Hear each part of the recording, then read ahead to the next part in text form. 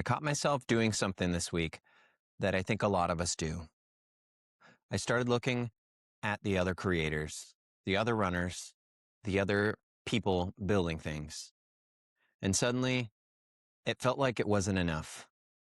Even though a week ago, I felt good about what I was building, and the more I looked at it, I realized nothing about my work changed, but my perception of what I did.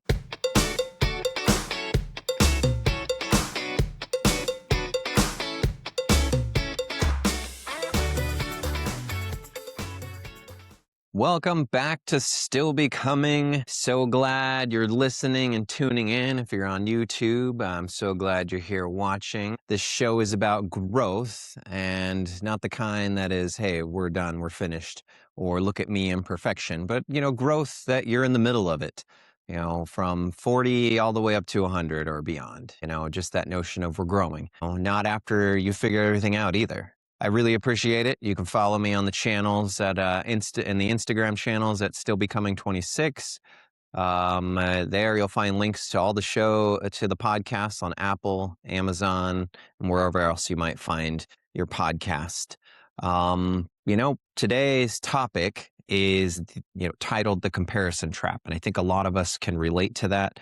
As you caught the intro, kind of that bit of. I've been looking online a lot lately, and just that notion of everybody just looks so perfect. And I know I know a lot of people talk about this topic, and today, I want to talk about something that, quietly messes with a lot of us, called the comparison trap. And, it usually starts harmless. I want to look like that, or whoa, that person at the gym is looking really awesome, when they show the gym shots. And, there's nothing wrong with watching it, watching someone else's training, can be inspiring. It can help kind of get you moving again, but I think some of it, well, most of it, when you see that stuff, just also sounds like, it sounds like a lot of work in a way that you think you got to do more than that.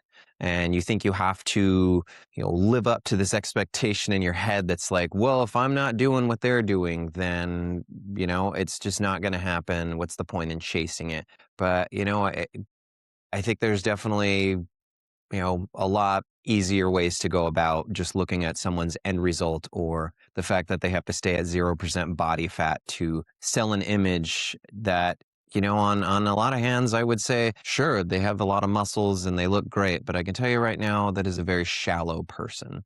For the most part, that's not everybody, but a lot of the ones that are very much in that limelight that might attract you to watching it is very much a, comparison trap that you end up setting yourself up for failure. Your brain is telling you there's more I could be doing when your own little part.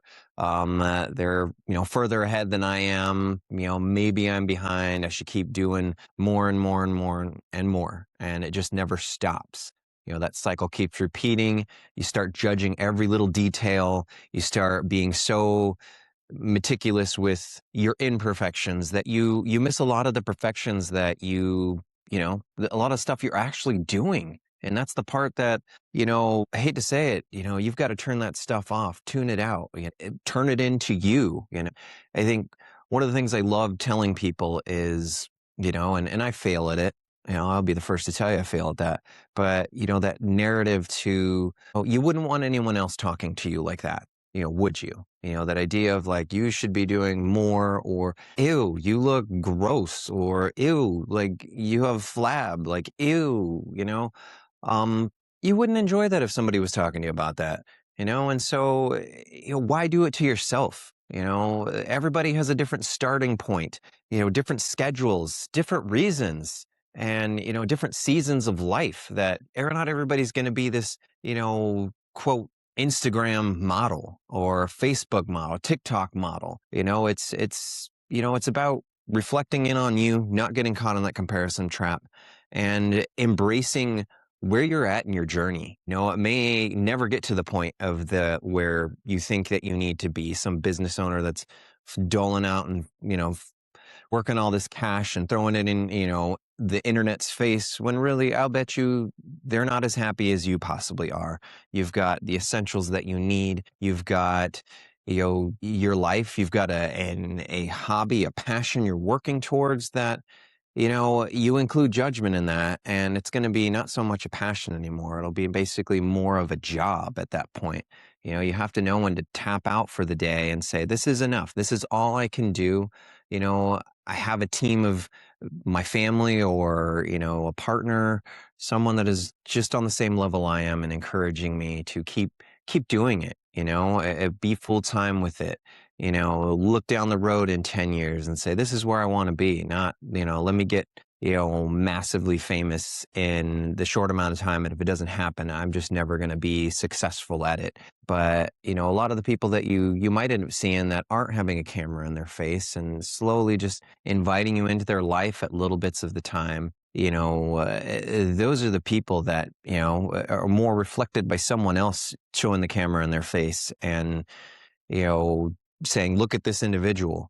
And, most of the time you get it as like an old person. I've seen those on Instagram a lot, and I really enjoy watching those. Those are kind of what also allowed me to start the channel. Just that notion of, I'm not trying to be fit for a year. I'm not trying to be fit, and barely make it. I'm trying to work on myself and, still becoming. I realize, I'm not going to be fast. I'm not this, crazy fast at the top tier, but I want to do the best I can with, the years I have. And it's interesting saying that at 40, but there's a lot of years left, and I just don't want to be a flash in the pan. Like, here I am, and gone. After that, I want to be somebody that keeps it going and does it right.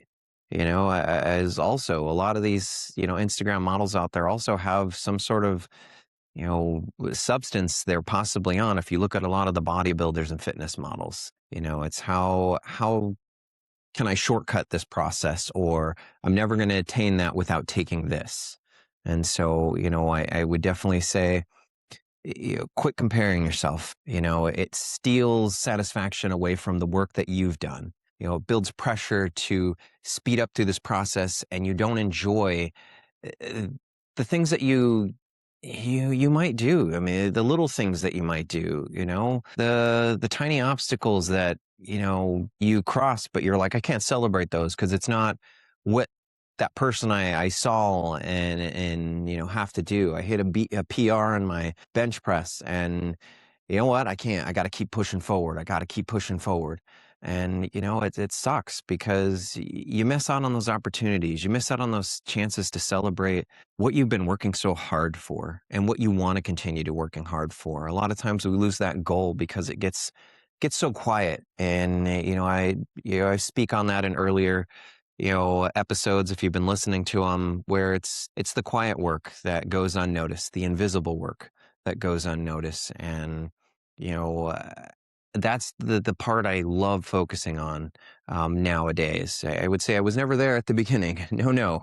I wanted, process, and I wanted to get it done fast, and, going slow was not part of that. But, I would say I've kind of grown over the years, and it's not about how fast I can be. If it happens, great. It's about how more enjoyable I can have with this process. And, am I doing enough for just me? And are you doing enough for just you? And I get it. Everybody has a different body type. Everybody has a different, you know, goal oriented with their life to pursue their passion. But I would definitely say, don't do it because somebody else is making you feel bad. Don't do it because somebody else is making, you push towards it. Passion shouldn't feel like a job. There are times where, yes, you're going to have to work, at it, but, it shouldn't feel like it's always work. You should definitely feel like you're enjoying the process. I would say, as I'm getting started again in running, after my marathon, approaching tomorrow will be 2 weeks since I had run. And, again, the last episode came out, I said I hadn't done anything. I wasn't doing anything. I might have done one test run. And so I ended up, starting on Thursday. I was so excited to start again. And these aren't, I would say, if you looked on my Instagram posts, they aren't really anything incredible, these runs. To me, it's a slow introduction. Old me would have been like, hey, I'm going back to running normally. What I normally would hit, I'm gonna push. And if I don't get it, I'm gonna get so frustrated. But I'm trying to learn a new process and start much slower and understand that starting slower. The coach I'm working with, and just also doing my own digging as to when people say run slow, and we can explain it 1,000 times. Mostly, I used to think of it in college when I would see people, my teammates running. It was more of, it felt like it was dawdling, and I didn't understand it. I just felt like that was weak. Why are we dawdling the pace to just get it easy running? And, more I find out that, yeah, just because on the surface I feel good, neurologically, physiologically, there's a lot of changes going on that you don't want to bring into your next building. You don't want to bring into your next phase of whatever you might be chasing. You want to make sure everything is okay. And these first couple runs for me are more that just ease into it. It sucks. It feels slow. I even wrote on my Instagram, I was like, this is boring today. I'm getting tired of this, and I have a long way to go of this. But I will say, when my brain gets that way, I kind of think back, hey, we are fully committing to this. And I really want to see this through, regardless of where I end up in the next phase, the next building block. I want to look back and say, yes, I followed the tooling. I did it the right way this time, for me, right way, not for you, right way for me. And that's, I think, something that you need to, if you're listening and still listening by this point, thank you.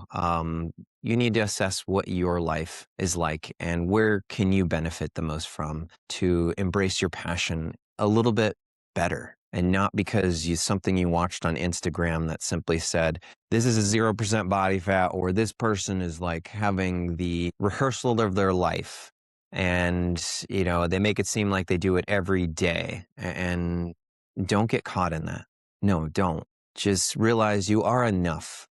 And I've never met you out there, but you are enough. And I want you to hear this from the bottom of my heart. You have the resources to do the right thing for you, and the right plan for you, and the right process. And whatever track you're on right now, that's the track that you're meant to be on right now. And you just need to embrace it. And if it feels slightly like you need to alter it, you don't need to make huge changes to alter it. Just a little bit. Sit down and think about what you would change if you could. You just go from there. Give it time when you do change it. Don't just give it a couple days, give it a couple, weeks, and like, nah, it didn't work, throw it out. No, just let that sit, and just see where it happens. As my challenge for you this week, listener, pay attention this week. When comparison shows up, when it does, pause and ask, is this information or is it insecurity? Because sometimes comparison can teach us, but most of the time it distracts us. And so, in closing, listener, I just want to say, you don't need to keep up with everyone. You only need to stay aligned with the direction you're going. And my final line today, after, is, progress doesn't come from chasing everyone's pace. No, it comes from staying committed to your own. And I just want to let you know, you are still becoming, okay? And you are the only one stopping you. I'll see y'all next time. Bye.